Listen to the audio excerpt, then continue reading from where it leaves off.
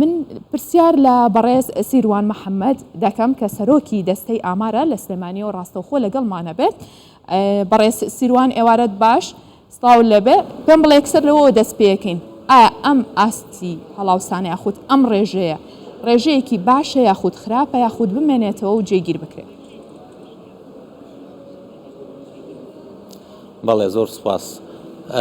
ڕێژەی هەڵاوسان لە وڵاتێکە بۆ وڵاتێکیکە گۆڕێ ئەوەی جەنابیشتان باستان کرد شیکردنەوەیەکی جوانتان بۆ کرد.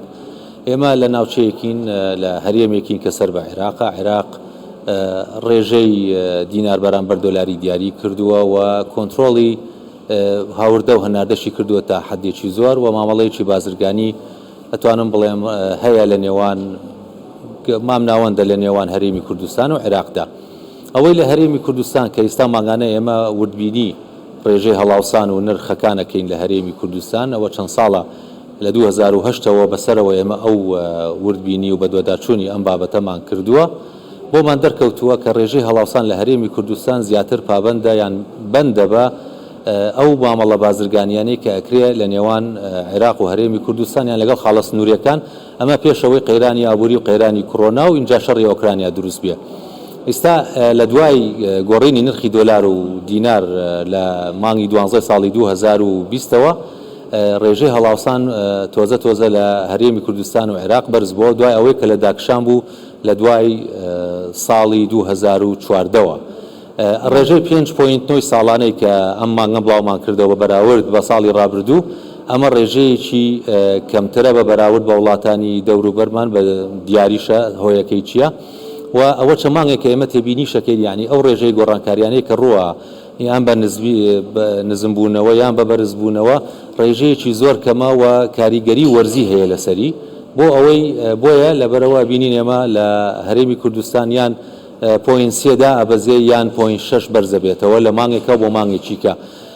ئەوەی باسم کرد وەرزیەکە بعضی وەرز هەیە زیاتر بەرزە بێتەوە وەرزی جژنی نەورۆزە وەرزی جژنی قوربان و ئەمانە تەلەب لەسەر کاڵا و شتومەکەکان زیاترەکە و کاریگەریە بێ لەسەر بەرزبوونەوەی کاڵاکان بەگشتی ئەوەی کە هەیە لە هەرێمی کوردستان بە بەراورد بە زۆربەی وڵاتانی جیهانیستا زۆر ئاساییە. باشە بەڕێز سیروان ئایا ئەکرێت ئەم ڕێژەیە بە بەرزدا بنرێت بەراورد بە ناوچەکە یاخود بەراورد بە ساڵانی پێشوو یان ئاستێکی زۆر ئاساییە؟ نا ئێمە لە دوای ساڵی 2010 و 2012 ڕێژەی زۆر لەوە بەرزترمان بینی لە هەرێمی کوردستان و لە عێراقیش بە هەمان شێوە. ئەو کاتە نەقەیرانی ئابووری هەبوو قەبارەی دراو لە بازارە زۆر بوو کەرتی گشتی کێشەیتیان نەبوو کەرتی تایبەت خەریک بوو تۆزە دروستە بوو. ئەو ڕێژەیە کە ئێستای بینین بە بەراورد دەگەر لە 10 ساڵی ڕابردوو بکەن ڕێژەیەکی زۆر کەمترە. ینی ئێمە گەشت بووینە بیرمە لە ساڵی 2013 نزیکەی 40% ڕێژەی هەڵاوسان زیای کردبوو لە عێراق و هەرێمی کوردستان بە بەراورد بە ساڵی بنەڕەت. ئێستا کە بینی 5.9 بە ساڵی بنەڕەت کە عەفو بە ساڵی ڕابردوو و 11.5 بە بەراورد بە ساڵی بنەڕەت ئەمە ڕێژەیەکی بە بەرزی نابینین. ئێمە هەرچەندە خۆم ئابووری ناسنیم بەڵام ئەگەر سەیری ئەدەبیاتی ئابووری بکەین ئەم ڕێژەیەکی بەرز هەژمار ناکرێت بە تایبەتی کە لە مانگێکە بۆ مانگێکیکەوە بەرزبوونەوەکە زۆر نییە یان نزمبوونەوەکە زۆر نییە. ئەوە وای کرد معنای ئەوەیە تۆ بازارەکەت هێشتا لە ڕووی ئاساییەوە لە ڕووی استقرارەوە وەزعی ئاساییەوە گۆڕانکاری گەورەی بەسەردا ڕووی ناوە. بەڵێ بەڕێز سیروان سەبارەت بەو ئەزمونەی کە لە ڕابردوو هەتانە ئایا ڕێژەی هەڵاوسان لە ساڵانی ڕابردوو پێشتریشدا کە جیاوازێکی زۆری هەبوو بێت چی بووە؟ هۆکارەکانی چی بووە یاخود جیاوازیەکان بەو ئاستە بووە کە هۆکارێکی زۆر دیار هەبێت یان ئەو هۆکارانە چی وای کردووە کە دواتر ڕێژەکە دابەزێنێت یاخود بەرزی کاتەوە؟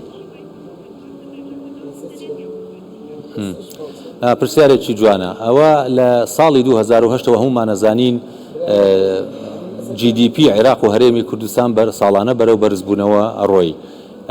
ئەمە وای کرد کە خەڵق متمانە دروست کات و بە ئابووری وڵاتەکەی بە ئابووری هەرێمەکەی و هەوڵ با ئیتر لە دانانی پارە لە بانقیان لە ماڵەوە و پاشەکەوتکردنی بەشێکی زۆری لە پارەکانیان وا بکەن کە خەرجی بکەن بۆ خۆشگوزەرانی. ئەوە وای کرد کە ڕێژەی بەرزبوونەوەی هەڵاوسان زیاکە لە هەرێمی کوردستان و عێراق لەبەرەوەی طلب زیای کرد و عرض ئەو کاتە هێشتا بۆ ئاراستەیە نەبوو، خەڵک دەستی کرد خانوو بکڕێ، شوقە بکڕێ.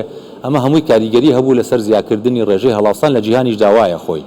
ئەوەی کە ڕووی یا دوای ئەوە کە زۆر کەم بۆ وای لێکرد کە داکشانبێ ئیتر لە 2014 بەسەرەوە ئێمە زانین ئابووری عێراق و هەرێمی کوردستان بەندە بە فرۆشتنی نەوت و نرخی نەوت لە بازارەکانی جیهاندا نرخەکەی زۆر دابەزی. ئابووری عێراق و هەرێمی کوردستان زۆر داکشانی بخۆوە بینی، خەرجیە گشتیەکان هەمووی کەم کرایەوە، تەنانەت دەستکاری موچەش کرا و کاتە سەر ڕایبوونی قەیرانی شەڕی ڕێکخراوی تێرۆریستی داعش ئەمەش وای کرد متمانە بۆ خەرجکردنی پارە لەلایەن هاوڵاتیانەوەوە بەرزبوونەوەی ئاسی بژێوی ژیانیان بەلاوە بنێن، خەریک بندیسانەوە بگەڕێنەوە پاشەکەوتکردنەکە. ئەزانی ئابووری وڵاتان بەگشتی و هەرێمی کوردستانیش بەندە بە ڕێژەی خەرجی پارە لەلایەن هاوڵاتیانەوە لەسەر کاڵا و خزمەتگوزاریەکان. کەی ڕێژەی خەرجەکە بەرز بووەوە ڕێژەی هەڵاوسان و نرخەکان زیاکەکەی ڕێژەکەی کەم بووەوە کەمەکاتەوە. باشە بەڕێستان وەکو دەستەی ئامار چ ڕۆڵێکتانە بێت لە هەنگاونانی زیاتر یاخود بەرەو پێشبردننی ئەو ئاستە ئەو ڕێژەیە کە وەکو یاخود بڵێن جێگیر بمێنێتەوە هاوکار بن لەگەڵ حکوومەتە کە ئێستا زانین ئەمەی کە هەیە لە 105 بەو هەوڵەیە یاخود بەو مامەڵە بازرگانیانەیە لە هەرێمی کوردستان دەگوزارێت. کەواتە دەستەی ئامار چ ڕۆڵێکیە بێت لە جێگیرکردنی یاخود لەمانەوەی و ئاستە بۆی بەرز نەبێتەوە ڕێژەکە؟ ڕۆڵی دەستەی ئامار لەم بوارەدا ڕۆڵێکی گرنگی هەیە و ڕۆڵە گرنگەکەی لەوە خۆیە بینێتەوە کە مانگانە ئێمە توانیمانە سەرڕای نەبوونی بودجە لە حکوومەتی هەرێمەوە بۆ پرۆژە ئاماریەکان، بەڵام بە توانای دەستەی ئامار و بەڕێبەرایەتیەکان توانرا ئێمە نرخەکان کۆ بکرێتەوە.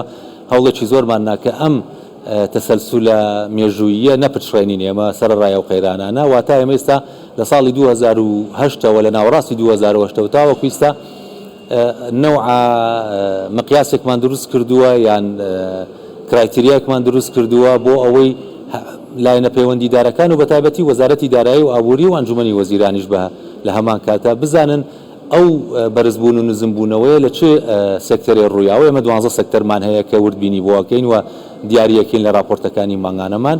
ئەم سێکتەرانە مەفرۆزە بە هەند وەرگیرێر نرخەکانیان کە بەرزە بێتەوە نزم بێتەوە تاوەکو سیاسەتێکی ئابووری لە هەرێمی کوردستان وا دروست بکرێت کە کاریگەری قەیرانەکان لەسەر ئەم سێکتەرانە کەمتر بێت. ڕاستە. بەڕێز سیروان محەممەد سەرۆکی دەستەی ئامار، سپاس کە لەگەڵمان بووی، سپاس کە بەشدار بووی لە بوڵتنی ئابووری ئەمڕۆ.